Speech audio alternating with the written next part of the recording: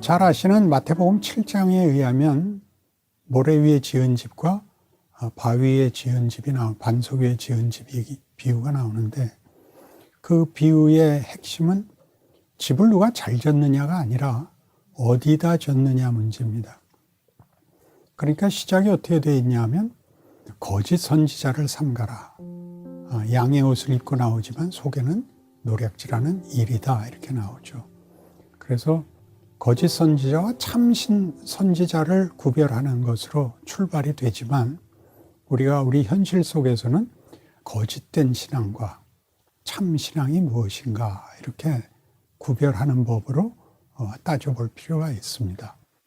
거기서 무엇이 참 신앙이고 무엇이 거짓된가를 판별하는 법이 열매입니다.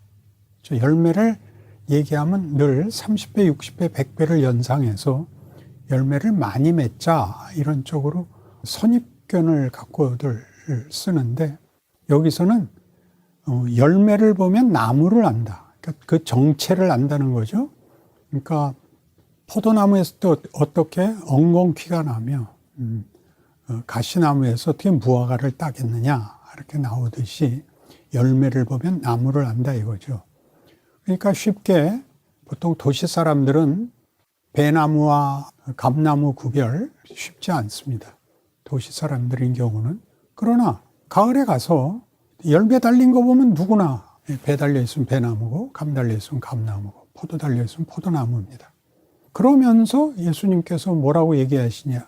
아름다운 열매를 맺지 않냐는 나무마다 찍혀 불에 던지우리라라고 굉장히 무섭게 얘기를 하시죠. 그러면서 좋은 나무가 나쁜 열매를 맺을 수 없고 나쁜 나무가 좋은 열매를 맺을 수 없다의 경고가 나옵니다. 그날에 많은 사람들이 나에게 이르기를 주여 주여 우리가 주의 이름으로 선지자 노릇하며 귀신을 쫓아내며 권능을 행치 아니하였나이까리니 내가 저들에게 밝히 이르되 내가 너희를 도무지 알지 못하노니 불법을 행하는 자들아 내게서 물러나라 하리라. 이렇게 됩니다. 무섭지요. 그리고서 반석 위에 지은 집, 모래 위에 지은 집이 나옵니다. 그러니까 혼동하게 됐죠.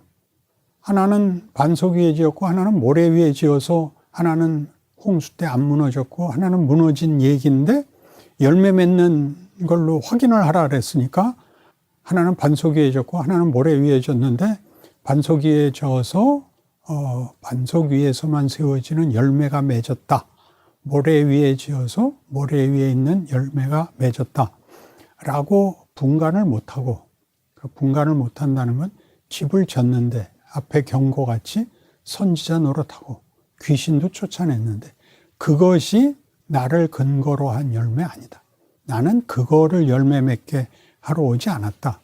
라는 걸로 이해를 못해서 이 비유를 모래 위에 지은 집, 반석 위에 지은 집을 열심히 지은 것, 반석 위에 지은 사람, 모래 위에 지은 사람, 지은 사람을 자꾸 대조하니까 우리 찬송가에도 나오죠. 잘 짓고 잘 짓세, 우리 집 잘 짓세, 반석 위에다가 우리 집 잘 짓세. 이게 반석 위에다 지은 것과 모래 위에 지은 것의 비교. 열매는 본체의 증거라는 것을 실제로 혼동을 합니다. 그러니까 이거 혼동했다는 게 어디서 나오느냐 하면 갈라디아서 5장의 성령의 열매에서 나옵니다. 시작은 5장 16절에서 성령을 따라 행하라 에서부터 시작합니다. 성령을 따라 행하면 육체를 따르지 않을 것이요, 육체를 따르면 성령을 따를 수 없다. 분명하죠. 그럼 육체를 따르는지 성령을 따르는지 어떻게 아느냐? 열매를 봐라 이거죠. 육체를 따르면 뭐가 생긴다? 시기와 질투와 다툼이 생긴다. 성령을 따르면 뭐가 생기나? 사랑과 희락과 화평이 생긴다. 이렇게 딱 나뉘는 거죠. 그러니까 열매를 바라는, 둘 다 잘 졌는데, 마태복음 7장으로 돌아오자면 둘 다 잘 졌는데 잘 짓고 뭐가 나오나 보세요. 우리 부흥시대, 성령시대에 성령의 은사를 받고 뭐라고 싸움이 됐냐면 성령을 받지 않은 것들은 구원받지 못하는 거다 라고 금방 육체의 열매가 나와버렸다니까요. 그러니까 잘하고서 틀리더라니까요. 이 잘하고 틀리는 문제 굉장히 어렵죠. 잘하는 사람은 계속 잘하고 못하는 사람은 계속 못한다의 문제가 아니라 잘하면서 못했다 잘했다 하는 거예요. 신자이니까 앞에서도 강조했듯이 신분이 취소되지 않으니까. 근데 이 신분에 정당한 열매를 맺어놓고 그 열매를 스스로 판단하고 적용할 때 실수를 한다고요.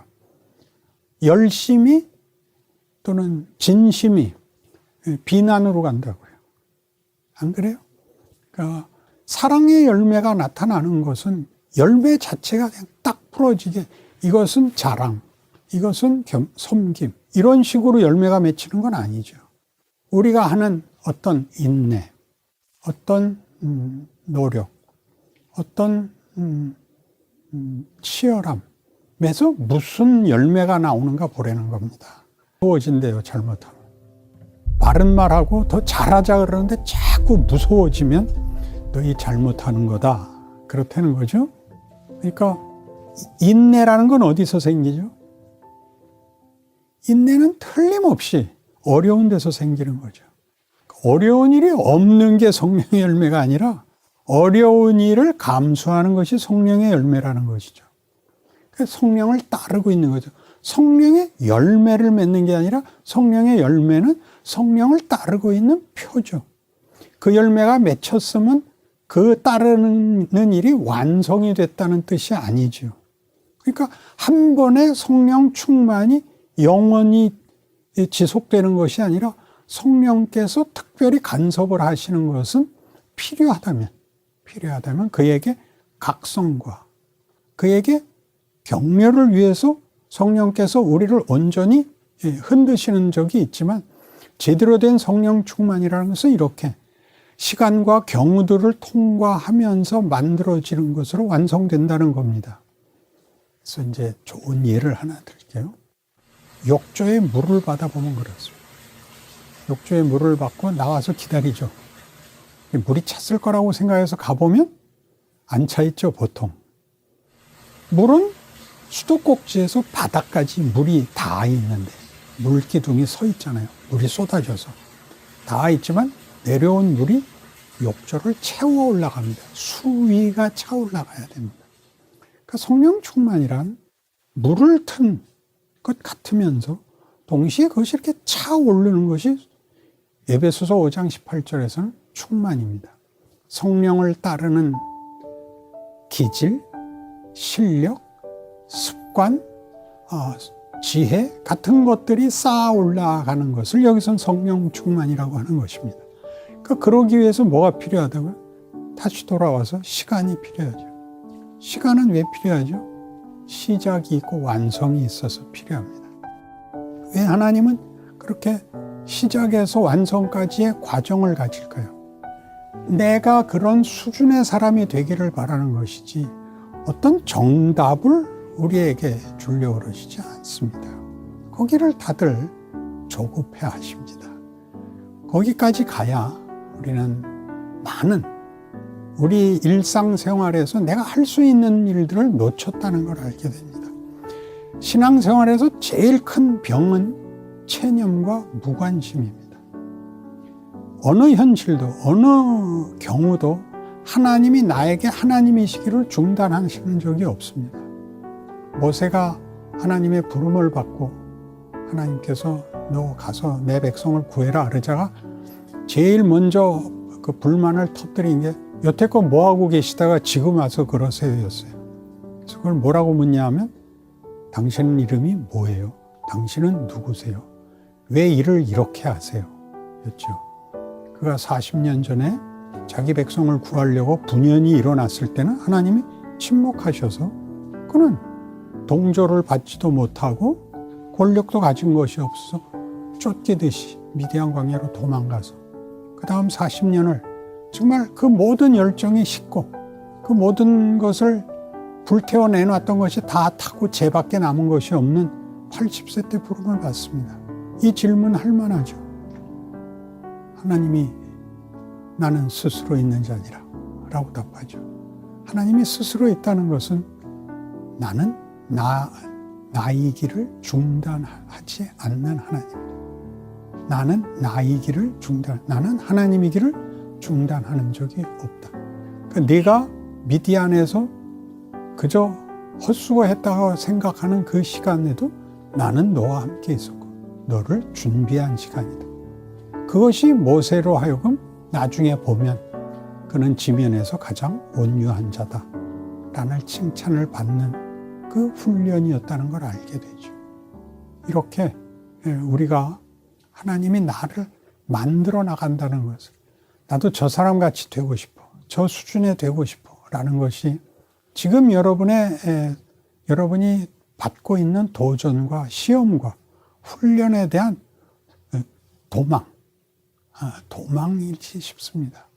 체념과 외면에서 돌아서서 자기 인생을 하나님의 일하시는 성실하심에 답하는 하루하루를 살아내시기를 바랍니다.